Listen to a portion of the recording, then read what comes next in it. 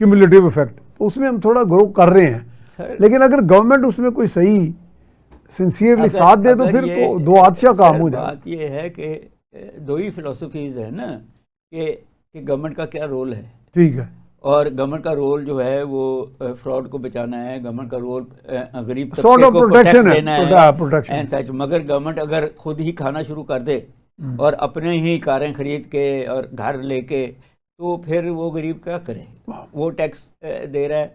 मगर ये trickle down effect जो है, ये मैंने आपसे अर्ज़ की थी कि मुशर्रफ के ज़माने से पॉलिसी बदली, दो बातें हुई। एक तो कंज्यूमर लोन्स लोगों को दिए जिससे ये मोबाइल्स और ये इंडस्ट्री चली, कारों की इंडस्ट्री चली, मोटर बाइक्स की चली। उसने यूनिवर्सिटियों को इजाज़त दे दी प्राइवेट सेक्टर में, बैंकों को इजाज़त दे दी प्राइवेट सेक्टर में, जिससे बैंकिंग सेक्टर भी ग्रो किया, यूनिवर्सिटीज़ भी ग्रो की, और एक middle class, educated middle class service sector ऐसा क्रिएट किया जिसे आज भी 42 to 48% जो GDP है वो सर्विस सेक्टर से आ रही है, वहाँ से आ रही है। इंडस्ट्री तो बैठी जा रही है, यानी वो एम्पावर्ड सर्विस सेक्टर है आपका जी, पढ़े लिखे लोग हैं ना। इसी मगर उसके एडवर्स इफेक्ट दो हैं। एक ये है कि रूरल अर्बन माइग्रेशन है कि अब गांव में वहाँ तो लोग दिखते नहीं, इधर ही आ रहे हैं। हाँ जी। और दूसरा ये है कि शहरों की जो पोल्यूशन है उसमें इजाफा हो रहा है। लाहौर में कराची से ज्यादा दरख्त लगे हुए हैं, मगर Lahore is the most polluted city. तो फैसला करना पड़ेगा ना कि ये पोल्यूशन कहाँ से आ रही है, कराची में ज़्यादा होनी चाहिए इन दैट कॉन्टेक्स्ट। तो बात यह है कि आपने जो पॉलिसीज़ ठीक थी, जो अच्छी थी, उनको ज़रा कंटिन्यू तो करें। अभी आपने बैंकों को कह दिया कि 3 लाख से ज़्यादा आप कंज्यूमर लोन नहीं दे सकते, उसने कोई लिमिट्स नहीं रखी हुई थी। तो आपकी कार इंडस्ट्री भी, फार्मास्यूटिकल इंडस्ट्री भी, आपकी मोटरसाइकिल, आप इस पे सीलिंग लगी हुई है, सीलिंग लगी हुई। अच्छा, यानी पर्सनल लोन जो है, पर्सनल लोन पे बिजनेस लोन पे वो नहीं है। अच्छा, वो नहीं है। हाँ, सीलिंग। लेकिन आप डॉक्टर साहब कोई बेसिस पॉइंट नीचे आएंगे, कोई कह रहे हैं ना ये कि जी हम थोड़ा सा मॉनेटरी पॉलिसी, मगर 11% से नीचे आने, वो इस दफा तो आप तो कह दिया उन्होंने, कैलकुलेशन भी करते हैं ना, इन्फ्लेशन इनटू फलाना, interest rate divided by inflation. हाँ, मगर इस दफा तो स्टेट बैंक ने खुद ही कह दिया कि जी अगर IMF इजाजत देगा तो बोर्ड फैसला करेगा।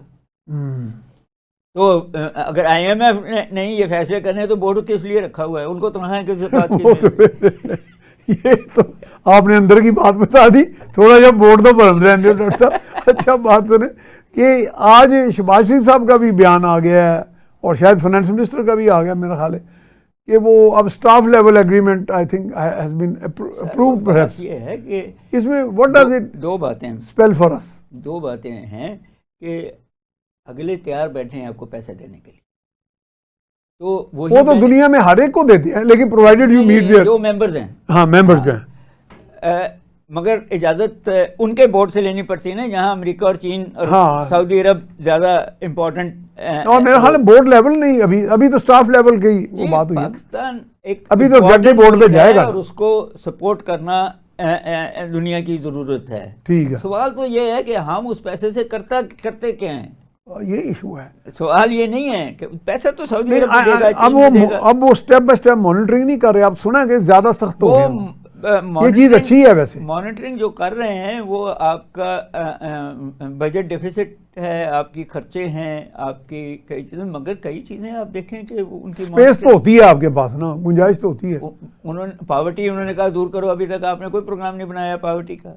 उन्होंने कहा कि ब्यूरोक्रेसी छोटी करो, आपने कोई ब्यूरोक्रेसी तो उतनी नहीं कहा। उन्होंने कहा कि इंस्टीट्यूशनल रिफॉर्म्स करो, आपने कोई इंस्टीट्यूशनल रिफॉर्म नहीं किया। ब्यूरोक्रेसी तो काफी ओवरसाइज्ड है सर। 7 हुकूमतें हैं, एक फेडरल, 4 प्रोविंशियल, एक GB और एक आज़ाद कश्मीर। तो ये सारों को एक ही टैक्स का पैसा दिया जा रहा है ना।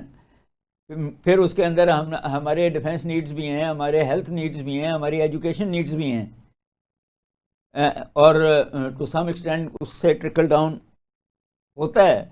But at the same time doctor साहब, इसमें वफाक अक्सर अब शिकायत करने लग पड़ा है फॉलोइंग दी 18th अमेंडमेंट कि जी आप 54 के 55-7% ले जाते हैं सूबे, हम तो तकते ही रह जाते हैं, ना मुँह तकते रह जाते, साढ़े को है कुछ नहीं, ना डिफेंस के लिए बच रहा है, वो अंडर रिसोर्स्ड है डिफेंस अपनी और हमारे पास डेट सर्विसिंग भी। इलेक्शन की पॉलिसी बदले ना, आप इजाज़त दें कि जी इतना % जो है फेडरल टैक्स होगा और बाकी प्रोविंशियल टैक्सेस होंगे या लोकल टैक्सेस होंगे। आप सारी कलेक्शन पहले फेडरल लेके जाते हैं, फिर वो डिवाइड करते हैं। तो ये पॉलिसी ब्रिटिश राज वाली गलत है ना। 18वीं आप कहते हैं कि एक यूनिफाइड नहीं डिवॉल्व कर दिया जाए, डिवॉल्व करें ना, डिवॉल्व करें, ठीक है। खुद अपने हर सूबा मेजर करे कि मेरी क्या नीड्स हैं और मैं कहां से पैसे निकाल सकता हूं, फिर इकोनॉमिक इंजेक्शन आएगा ना सूबे में, ठीक है। अगर ऊपर से पैसे वो भी हर वक्त ऊपर से लेके खा रहा है जी, तो और उसको खुद ही खा रहे हैं, तो जब आप खुद इकट्ठा करेंगे तो आपका डायरेक्ट रिलेशनशिप अपने लोगों के साथ होगा ना। उनको आपको कन्विंस करना पड़ेगा कि अगर मैं तो एग्रीकल्चर में इसका 50% तो खर्च, सूबों को डिफेंस तो नहीं चाहिए, सूबे तो बैरूनी करते नहीं कर रहे, ये तो वफाक की बात है, तो वो ले ले अपने टैक्स डायरेक्टली। और मैं भी समझता हूँ कि वहां भी 2 टैक्स करते हैं, लेकिन वफाक का जो टैक्स सिस्टम है FBR वगैरह, उनको उनके क्या अप्रीहेंशन है, why they are pursuing this policy? आप भी तो एक रहे हैं अपने जमाने में। अच्छा, पावर हाथ से जाना, नहीं जाना, छोड़ना नहीं चाहते। हम यूनिवर्सिटियों में प्रिंसिपल हेड ऑफ डिपार्टमेंट बन जाते हैं तो किसी और चौधरी बन जाते हैं, किसी और को कुछ मेरा हुक्म चलता है, तो बहुत पावरफुल है। और उसके ऊपर मिनिस्टर हम चेंज नहीं ला सके, इस एटीट्यूड में नहीं आ सके। ला सकते हैं, इकोनॉमिक्स कहती है incentive based approach. Negative and positive incentive जब आप देंगे कि गलत काम का आपको नुकसान होगा और अच्छे काम का आपको फायदा होगा, खुद ही चेंज होनी शुरू हो जाएगी। आपने नई बातें 4 नए लोगों को बिठा के फैसले नहीं करने चाहिए, आप अपने दोस्तों को बिठा के फैसले जब करेंगे तो वो जितनी उनकी अक्ल है, अपना फायदा है, वो बता देते हैं। आप अपोजिशन को भी बीच में लाएं, आप थिंक टैंक्स को भी बीच में लाएं, हर मिनिस्टर के पास थिंक टैंक होता है एंड सच फोर्थ। आप ये सारे सूबे के जो हैं चीफ मिनिस्टर्स, उनको ये अभी भी तो वो जो नए इलेक्ट हुए हैं, वो जो केबी के जी, उसने बाकी चीज़ों में एक बात कही कि सूबे का इख्तियार जो है मदनियात पे सूबे का होगा। और तो मेरा कॉन्स्टिट्यूशन में शायद इसकी प्रोविजन भी है। कॉन्स्टिट्यूशन को पंजाब ने नहीं कहा कि मेरा पानी मेरी मर्जी, हाँ इन्होंने कहा है, और मेरा हाल उनका भी है सूबे में, सूबे को सर नहीं, ये फैसला तो ये जो बलूचिस्तान में सोने की कान है रैकेडिक जी, उसमें कर दिया था कि जिसने इन्वेस्ट करना है 50% प्रॉफिट वो लेके जाएंगे, ठीक है। दूसरा 50% जो हमारा है 25 फेडरेशन का और 25 बलूचिस्तान का। तो फैसला तो हो गया हुआ है कि आपने, यानी एक पैटर्न बन गया है ना। तो ये अच्छा पैटर्न है, बहुत अच्छा पैटर्न है। जो जितने % इन्वेस्ट करेगा उतने इसी पैटर्न को फॉलो करें फिर। तो अब जब आपने एक एग्रीमेंट किया है तो बाकी मदनियात पे भी तो वही होगा ना।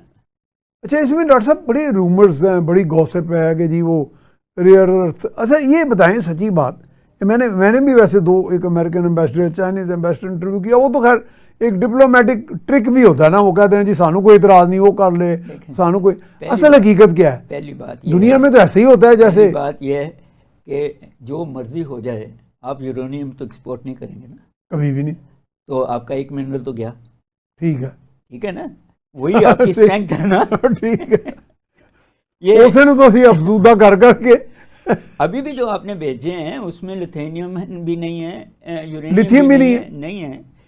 तो असल तो कारमद वही है, लिथियम हुआ, मोलिब्डेनम हुआ, जो आपको मिला है ऊपर से वही देंगे ना, वही लेके गए हैं ना। अभी आप, मुझे याद है कि ये कुछ महीने पहले जब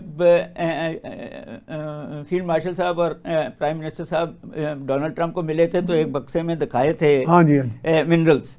तो मैं सोच रहा था कि इसमें यूरेनियम पड़ा है कि नहीं पड़ा है, सारे के सारे रेडिएशन तो वैसे उड़ जाएंगे सारे। नहीं, वो बड़े सियाने हैं हमारे बंदे। हाँ जी, इसलिए कुछ रिस्ट्रेंट्स हैं और वो रिस्ट्रेंट्स हमारी पर्सनल नीड्स की हैं, ठीक है, इन दैट कॉन्टेक्स्ट। दूसरी रिस्ट्रेंट जो है वो हम चाइना को कम्पीट नहीं कर सकते।